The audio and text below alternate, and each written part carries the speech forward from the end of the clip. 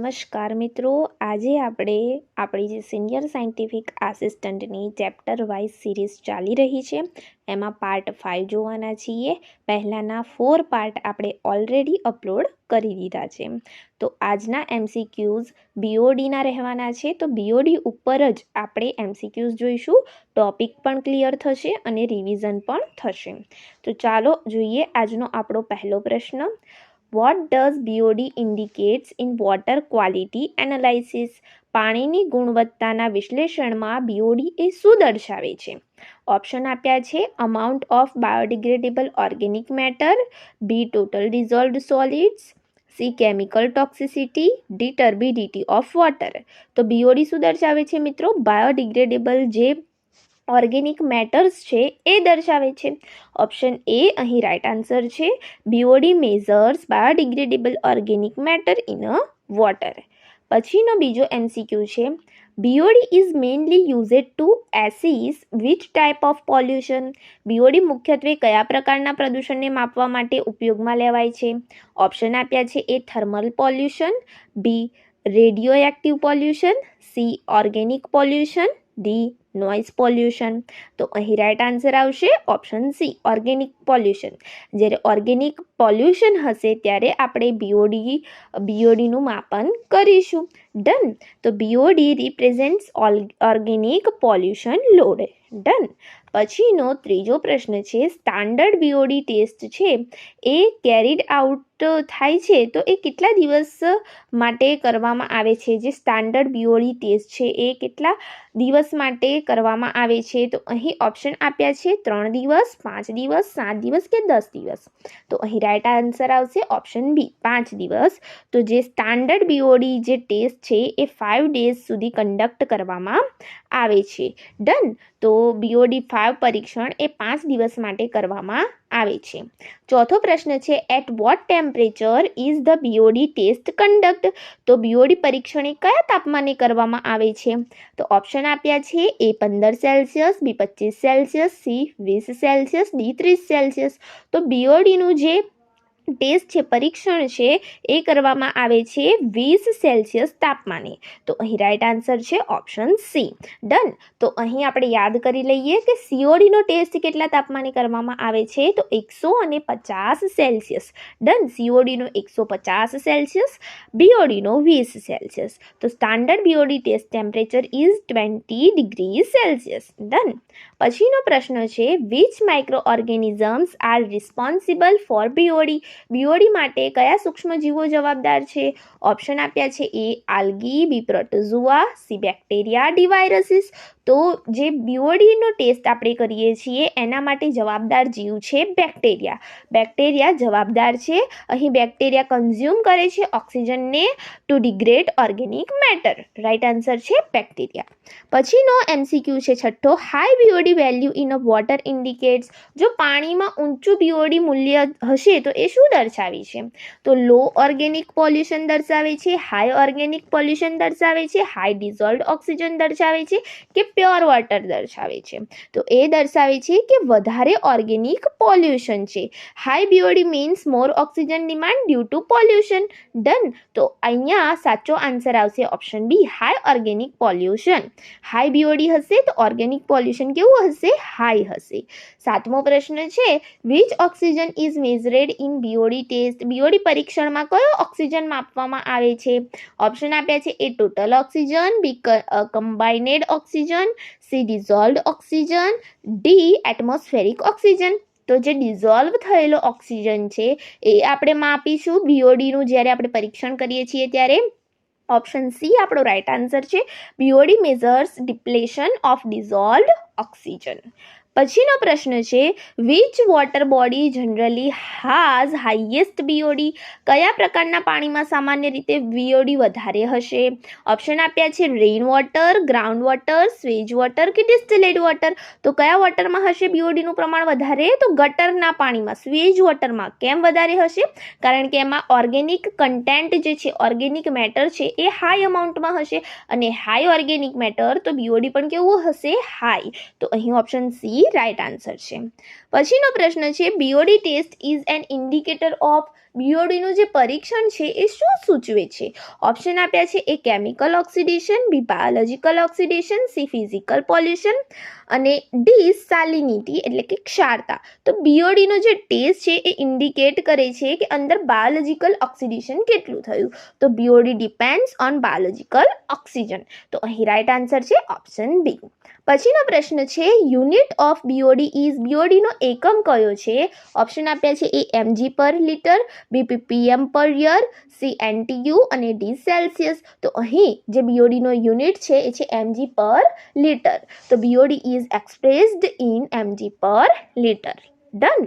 પછીનો 11મો પ્રશ્ન છે BOD mainly depends on which factor? BOD મુખ્યત્વે કયા પરિબળ પર આધાર રાખે છે? ઓપ્શન આપ્યા છે એ કલર ઓફ વોટર, બી ટર્બિડિટી ઉપર, C pH of water, D amount of organic matter. તો અહીં જે બીઓડી છે એ ડિપેન્ડ્સ કરે છે અમાઉન્ટ ઓફ ઓર્ગેનિક મેટર પર, જેવી કે આપણે વાત કરી. Higher organic matter increase oxygen demand, તો બીઓડી પણ વધશે. પછીનો એમસીક્યુ છે 12મો, which type of oxygen demand is BOD? BOD કયા પ્રકારની ઓક્સિજન માંગ દર્શાવે છે? ઓપ્શન આપ્યા છે biological oxygen demand, chemical oxygen demand, physical oxygen demand કે ટોટલ ઓક્સિજન ડિમાન્ડ. તો એ કેવી દર્શાવશે? બાયોલોજિકલ ઓક્સિજન ડિમાન્ડ, જે બીઓડી આપણે કહીએ છીએ. ડન. પછીનો પ્રશ્ન છે BOD test bottle is incubated in. તો જે બીઓડીની ટેસ્ટ બોટલ હશે એ કઈ પરિસ્થિતિમાં રાખવામાં આવે છે? ઓપ્શન આપ્યા છે લાઇટ કન્ડિશનમાં, ઓપન એરમાં, ડાર્ક કન્ડિશનમાં કે હાઈ પ્રેશરમાં. તો અહીં આપણે બીઓડીની જે ટેસ્ટ બોટલ છે ને ડાર્ક કન્ડિશનમાં રાખીએ છીએ. તો ડાર્ક કન્ડિશનમાં કેમ રાખો છો તમે? તો ડાર્ક કન્ડિશન પ્રિવેન્ટ્સ કરે છે એને ફોટોસિન્થેસિસથી. ઓકે, તો ફોટોસિન્થેસિસ અટકશે અંદર, એટલા માટે આપણે એને શામાં રાખીએ છીએ? ડાર્ક કન્ડિશનની અંદર રાખીએ છીએ. ઓકે, પછીનો આપણો પ્રશ્ન છે which of the following increase BOD of water? નીચેનામાંથી કયું પાણીનું બીઓડી વધારે છે? ઓપ્શન આપ્યા છે chlorination, discharge of sewage, filtration કે એરેશન. તો ડિસ્ચાર્જ ઓફ સુએજ, જ્યારે તમે ગટરનું પાણી છોડો છો ત્યારે બીઓડી વધે છે. તો sewage adds organic matter in a water body. Done. પછીનો 15મો પ્રશ્ન છે લો બીઓડી વેલ્યુ ઇન્ડિકેટ્સ. જ્યારે બીઓડી વેલ્યુ ઓછી હશે એ શું દર્શાવે છે? હાઈ પોલ્યુશન છે વોટરમાં, પુઅર વોટર ક્વોલિટી છે, હાઈ ઓર્ગેનિક વેસ્ટ છે કે ક્લીન વોટર છે? તો એ શું દર્શાવશે કે વોટર ક્લીન છે. Low BOD means less organic pollution. ઓછું બીઓડી એટલે કે ઓછું પ્રદૂષણ છે એવું દર્શાવે છે. પછીનો પ્રશ્ન છે which test is a faster than BOD for pollution measurement? કયો ટેસ્ટનું રિઝલ્ટ ઝડપી મળે છે બીઓડી કરતાં? ઓપ્શન આપ્યા છે સીઓડીનું, ડીઓનું કે પીએચનું. તો પોલ્યુશન માટે સ્પેસિફિક આપણને સીઓડીનું રિઝલ્ટ બીઓડી કરતાં જલ્દી મળે છે. તો અહીં રાઈટ આન્સર છે ઓપ્શન એ. તો COD gives result quickly compared to BOD. Done. કારણ કે બીઓડીની અંદર આપણે છે જૈવિક રીતે માપન કરીએ છીએ ઓર્ગેનિક મેટરનું, એટલા માટે સીઓડીનું રિઝલ્ટ આપણને જલ્દી મળી જાય છે. 17મો પ્રશ્ન છે BOD test primarily measures consumption of. BOD test મુખ્યત્વે કયા વપરાશને માપે છે? નાઇટ્રોજનના, કાર્બન ડાયોક્સાઇડના, ઓક્સિજનના કે હાઇડ્રોજનના? તો કયા વપરાશને માપશે? ઓક્સિજનના. Microbes consume oxygen during degradation. Okay, સૂક્ષ્મજીવો ઓક્સિજનને વાપરે છે. 18મો પ્રશ્ન છે BOD is an important parameter for. BOD કયા માટે મહત્વપૂર્ણ પરિમાણ છે? ઓપ્શન આપ્યા છે એર ક્વોલિટી એનાલાઇસિસ માટે, વોટર જે વેસ્ટ વોટર ટ્રીટમેન્ટ ડિઝાઇન માટે, સોઇલ ટેસ્ટિંગ માટે કે નોઇઝ એનાલાઇસિસ માટે? તો એ મહત્વપૂર્ણ છે ગંદા પાણીની જ્યારે સારવારની આપણે ટ્રીટમેન્ટ કરી રહ્યા છીએ ડિઝાઇન, એના માટે. તો BOD helps to design treatment processes. પછીનો 19મો પ્રશ્ન છે which sample requires dilution before BOD test? BOD test પહેલાં કયા નમૂનાને ડાયલ્યુશન જરૂરી છે? તો પીવાના પાણીનું, ડિસ્ટિલેટ પાણીનું, વરસાદી પાણીનું કે ગટરના પાણીનું? તો અહીં રાઈટ આન્સર આવશે ગટરના પાણીનું, કારણ કે સ્વેજ હાઝ અ વેરી હાઈ બીઓડી. એની અંદર બહુ જ હાઈ અમાઉન્ટમાં શું હોય છે? બીઓડી હોય છે, એટલા માટે. 20મો પ્રશ્ન છે BOD value is always less than. BOD value જે છે હંમેશા શાના કરતાં ઓછી હશે? તો ઓપ્શન આપ્યા છે સીઓડી, ડીઓ, પીએચ કે આલ્કલિનિટી કરતાં.